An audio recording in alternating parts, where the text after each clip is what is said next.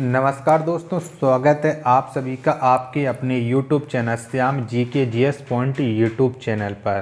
तो साथियों, आप लोगों अगर आप SSC GD और यूपी प्लस भर्ती परीक्षा 2024 की तैयारी कर रहे हैं तो ये वीडियो आप लोगों के लिए बहुत ज़्यादा महत्वपूर्ण है, क्योंकि आज की इस वीडियो में आपको विश्व के भूगोल से बनने वाले 40 अति महत्वपूर्ण प्रश्नों का प्रैक्टिस सेट लेकर के आया हूँ। और अगर आप इन 40 अति महत्वपूर्ण प्रश्नों के प्रैक्टिस सेट को शुरू से लेकर के एंड तक देख लें तो मैं निश्चित कहता हूं, अगर आपकी परीक्षा में विश्व के भूगोल से कोई भी प्रश्न बनता है तो वो आपको हमारी इसी वीडियो से देखने को मिल जाएगा। अगर आपको वीडियो पसंद आए तो वीडियो को लाइक, कमेंट और चैनल को सब्सक्राइब करना ना भूलें। और इस प्रैक्टिस सेट को आप लोग अपने सभी दोस्तों के पास जरूर शेयर कर देना जो आपके साथ इस बार इन दोनों एग्जाम की मन लगा करके तैयारी कर रहे हैं। तो इन्हीं सब बातों को ध्यान में रखते हुए शुरू करते हैं आज का अपना ये विश्व के भूगोल के 40 अति महत्वपूर्ण प्रश्नों का प्रैक्टिस सेट। तो पहला प्रश्न है आपके सामने कि भूमध्य सागर का प्रकाश स्तंभ कहलाता है तो कौन कहलाता है। तो भूमध्य सागर का जो प्रकाश स्तंभ है वो है स्ट्रामबोली। कौन सा है? स्ट्रामबोली। एक का right answer option number B इसका राइट आंसर हो जाएगा। प्रश्न संख्या 2 है आपके सामने कि प्रकृति का सुरक्षा बल्ब कहलाता है तो कौन सा कहलाता है। तो प्रकृति का सुरक्षा बल्ब ये कहलाता है ज्वालामुखी। क्या? ज्वालामुखी। 2 का आंसर ऑप्शन संख्या ए इस प्रश्न का राइट आंसर हो जाएगा। प्रश्न संख्या 3 है आपके सामने कि भूगोल शब्द की उत्पत्ति किस भाषा से हुई है तो कौन सी भाषा से हुई है। तो भूगोल शब्द की जो उत्पत्ति हुई है वो ग्रीक भाषा से हुई है। किससे? ग्रीक भाषा से। 3 का राइट आंसर हो जाएगा ऑप्शन संख्या बी। प्रश्न संख्या 4 है आपके सामने कि भूपटल में ऑक्सीजन कितना प्रतिशत है तो कितने प्रतिशत है भूपटल में ऑक्सीजन। तो ये है 46.6%। 4 का आंसर ऑप्शन संख्या सी। प्रश्न संख्या 5 है आपके सामने कि भूकंप का अध्ययन क्या कहलाता है तो क्या कहलाता है। तो भूकंप का अध्ययन सिस्मोलॉजी कहलाता है। क्या? सिस्मोलॉजी। 5 का आंसर ऑप्शन संख्या ए हो जाएगा। प्रश्न संख्या 6 आपके सामने कि पृथ्वी का केंद्रीय भाग कहलाता है तो क्या कहलाता है पृथ्वी का केंद्रीय भाग। तो पृथ्वी का केंद्रीय भाग क्रोड कहलाता है। क्या? क्रोड। 6 का आंसर ऑप्शन नंबर डी हो जाएगा। प्रश्न संख्या 7 है आपके सामने कि आगरा का किला किस पत्थर का बना है तो कौन से पत्थर का बना है आगरा का किला। तो जो आगरा का किला है ये लाल बलुआ पत्थर का बना है। किसका? लाल बलुआ पत्थर का। 7 का आंसर ऑप्शन नंबर डी इस प्रश्न का राइट आंसर हो जाएगा। प्रश्न संख्या 8 है आपके सामने कि किस महाद्वीप पर एक भी ज्वालामुखी नहीं है तो कौन से महाद्वीप पर नहीं है। तो ऑस्ट्रेलिया महाद्वीप पर एक भी ज्वालामुखी नहीं है। 8 का आंसर ऑप्शन संख्या सी हो जाएगा। प्रश्न संख्या 9 है आपके सामने कि विश्व का सबसे ऊंचा सक्रिय ज्वालामुखी है तो कौन सा है। तो विश्व का सबसे ऊंचा और जो सक्रिय ज्वालामुखी है वो है कोटोपैक्स। क्या है? कोटोपैक्सी। 9 का आंसर ऑप्शन संख्या बी इस प्रश्न का राइट आंसर हो जाएगा।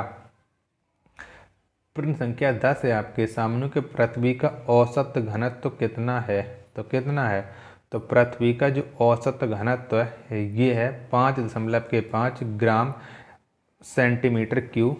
10 का right answer option number B हो जाएगा।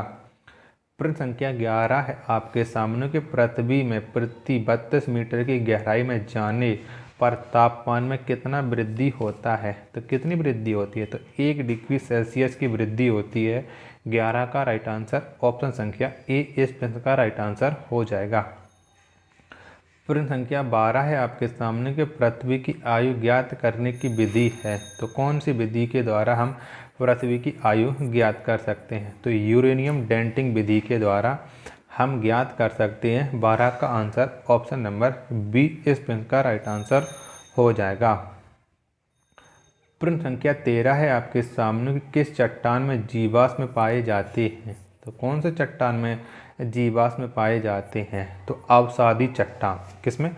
अवसादी चट्टानों में जीवाश्म पाए जाते हैं? 13 का right answer option number D हो जाएगा। प्रश्न संख्या 14 है आपके सामने की पी तरंगें किस प्रकार की तरंगें होती हैं? तो किस प्रकार की होती हैं? तो पी तरंगें अनुदैर्ध्य होती हैं। कैसी होती? अनुदैर्ध्य होती हैं। 14 का आंसर ऑप्शन संख्या ए इस प्रश्न का राइट आंसर हो जाएगा। प्रश्न 15 है आपके सामने की ओल्ड फेथफुल ग्लेशियर कहाँ पर स्थित है? तो कहाँ पर स्थित है ओल्ड फेथफुल ग्लेशियर? तो ये स्थित है येलोस्टोन पार्क। कहाँ है? Yellowstone park. 15 का right answer option number B हो जाएगा। प्रश्न संख्या 16 है आपके सामने की मोना लोआ सक्रिय ज्वालामुखी कहाँ स्थित है? तो कहाँ पर है मोना लोआ ज्वालामुखी? तो ये है हवाई द्वीप। कहाँ पर है? हवाई द्वीप। 16 का आंसर ऑप्शन संख्या सी इस प्रश्न का राइट आंसर हो जाएगा। प्रश्न संख्या 17 है आपके सामने कि विश्व का सबसे प्राचीन पर्वत कौन है? तो कौन सा है? तो विश्व का सबसे प्राचीन पर्वत है ये है अरावली। कौन सा? अरावली। 17 का आंसर ऑप्शन नंबर डी हो जाएगा। प्रश्न संख्या 18 है आपके सामने की पृथ्वी पर उपस्थित शुद्ध जल का प्रतिशत है? तो कितना पृथ्वी पर शुद्ध जल उपस्थित है? तो ये है 2.5%। 18 का आंसर ऑप्शन संख्या सी हो जाएगा।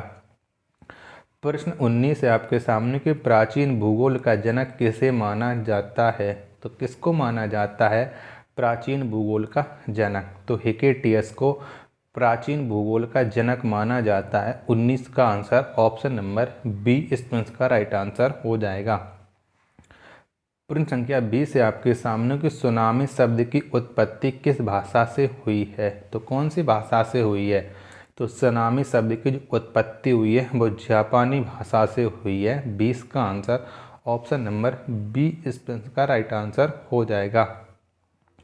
प्रश्न संख्या 21 है आपके सामने कि भूपट्टी का निर्माण किस चट्टान से हुआ है? तो कौन सी चट्टान से हुआ है भूपट्टी का निर्माण? तो बेसाल्ट चट्टान से हुआ है भूपट्टी का निर्माण। 21 का आंसर ऑप्शन संख्या ए इस प्रश्न का राइट आंसर हो जाएगा। प्रश्न संख्या 22 है आपके सामने कि भारत का एकमात्र सक्रिय ज्वालामुखी कौन है? तो कौन सा है? तो भारत का एकमात्र सक्रिय ज्वालामुखी ये है बैरन द्वीप। कौन सा है? बैरन द्वीप है। तो 22 का राइट आंसर हो जाएगा ऑप्शन संख्या बी। प्रश्न संख्या 23 है आपके सामने क्रस्ट और मेंटल को अलग करने वाला क्षेत्र क्या कहलाता है? तो क्या कहलाता है? तो क्रस्ट और मेंटल को अलग करने वाला जो क्षेत्र होता है वो कहलाता है मोह असंबद्धता। क्या? मोह असंबद्धता। 23 का आंसर ऑप्शन संख्या ए हो जाएगा। प्रश्न संख्या 24 है आपके सामने कि जिस बिंदु पर भूकंप का सर्वप्रथम अनुभव होता है वह कहलाता है? तो वह क्या कहलाता है? तो वह कहलाता है अधिकेंद्र। क्या? अधिकेंद्र कहलाता है। 24 का आंसर ऑप्शन संख्या ए इस प्रश्न का राइट आंसर हो जाएगा। प्रश्न संख्या 25 है आपके सामने के रिंग्स ऑफ फायर किस क्षेत्र में स्थित है? तो कौन से क्षेत्र में स्थित है रिंग्स ऑफ फायर? तो ये प्रशांत महासागर में स्थित है रिंग्स ऑफ फायर। 25 का आंसर ऑप्शन संख्या सी इस प्रश्न का राइट आंसर हो जाएगा। प्रश्न संख्या 26 है आपके सामने कि पेट्रोलियम किस चट्टान से प्राप्त होती है? तो कौन से चट्टान से पेट्रोलियम प्राप्त होती है? तो अवसादी चट्टानों से। किसे?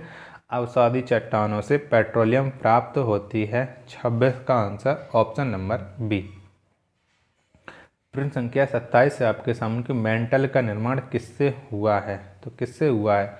तो मेंटल का जो निर्माण हुआ है वो सिलिका मैग्नीशियम से हुआ है। 27 का आंसर ऑप्शन नंबर ए हो जाएगा इस प्रश्न का राइट आंसर।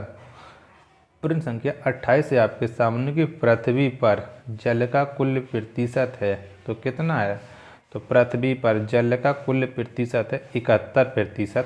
28 का आंसर ऑप्शन नंबर सी। प्रश्न संख्या 29 है आपके सामने कि ज्वालामुखी उद्गार छिद्र क्या कहलाता है? तो क्या कहलाता है? तो ज्वालामुखी जो उद्गार छिद्र है ये कहलाता है क्रेटर। क्या कहलाता है? क्रेटर। 29 का right answer option number D. प्रश्न संख्या 30 है आपके सामने के पृथ्वी के अंदर पिघला पदार्थ क्या कहलाता है? तो क्या कहलाता है? तो पृथ्वी के अंदर का जो पिघला पदार्थ होता है वो मैग्मा कहलाता है। 30 का आंसर ऑप्शन नंबर सी इस प्रश्न का राइट आंसर हो जाएगा। प्रश्न संख्या 31 है आपके सामने के सर्वाधिक विनाशकारी भूकंपीय तरंग कौन है? तो कौन सी हैं? तो सर्वाधिक विनाशकारी जो भूकंपीय तरंगे हैं वो हैं एल तरंग। 31 का आंसर ऑप्शन नंबर सी। भूकंपीय तीव्रता मापने का पैमाना है तो कौन सा है? तो भूकंपीय तीव्रता मापने का जो पैमाना है वो है रिएक्टर स्केल। 32 का right answer option number A इस प्रश्न का राइट आंसर हो जाएगा। क्या हो जाएगा? ए हो जाएगा। प्रश्न संख्या 33 है आपके सामने की एस तरंगें किस प्रकार की होती हैं? तो कैसी होती हैं एस तरंगें? तो एस तरंगें होती अनुप्रस्थ तरंगें। कैसे? अनुप्रस्थ तरंगें। 33 का जो राइट आंसर होगा वो ऑप्शन संख्या ए हो जाएगा। अगला प्रश्न संख्या 34 है आपके सामने कि पृथ्वी की औसत त्रिज्या कितनी है? तो कितनी है? तो पृथ्वी की जो औसत त्रिज्या है ये है 67 यानी 6370 किलोमीटर। 34 का आंसर ऑप्शन संख्या सी इस प्रश्न का राइट आंसर हो जाएगा। प्रश्न संख्या 35 है आपके सामने कौन सी भूकंपीय तरंगें ठोस, तरल तथा गैस तीनों अवस्थाओं से गुजरती हैं? तो कौन सी तरंगें गुजरती हैं? तो पी तरंगें तीनों से गुजरती हैं। 35 का आंसर ऑप्शन नंबर सी हो जाएगा। प्रश्न संख्या 36 है आपके सामने क्रोड का निर्माण किससे हुआ है? तो किससे हुआ है क्रोड का निर्माण? तो आप जानते हैं जो क्रोड है इसका निर्माण हुआ है निकेल एवं लोहा से। किससे? निकेल एवं लोहा से। 36 का जो राइट आंसर होगा वो ऑप्शन नंबर डी इस प्रश्न का राइट आंसर हो जाएगा। प्रश्न संख्या 37 है आपके सामने किस तरंग की गति सबसे अधिक होती है? तो कौन सी तरंग की गति सबसे अधिक होती है? तो आप जानते हैं कि जो पी तरंगें हैं, क्या पी तरंगों की गति सबसे अधिक होती है। 37 का right answer option number D इस प्रश्न का राइट आंसर हो जाएगा। प्रश्न संख्या 38 है आपके सामने के व्यवस्थित भूगोल का पिता किसे माना जाता है? तो किसे माना जाता है? तो व्यवस्थित भूगोल का पिता इरेटोथेनीज को माना जाता है। 38 का आंसर ऑप्शन नंबर सी इस प्रश्न का राइट आंसर हो जाएगा। प्रश्न संख्या 39 है आपके सामने के पृथ्वी की सबसे ऊपरी परत क्या कहलाता है? तो क्या कहलाती है? तो पृथ्वी की जो सबसे ऊपरी परत होती है वो क्रस्ट कहलाती है। 39 का जो राइट आंसर होगा वो ऑप्शन नंबर ए हो जाएगा।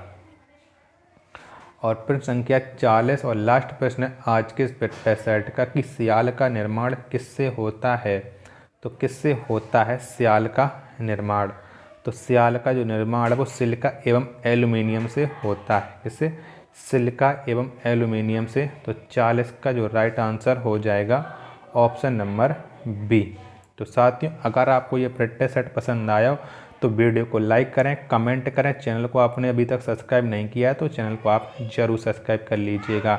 मिलते हैं अपन नेक्स्ट वीडियो में, तब तक के लिए धन्यवाद। जय हिंद।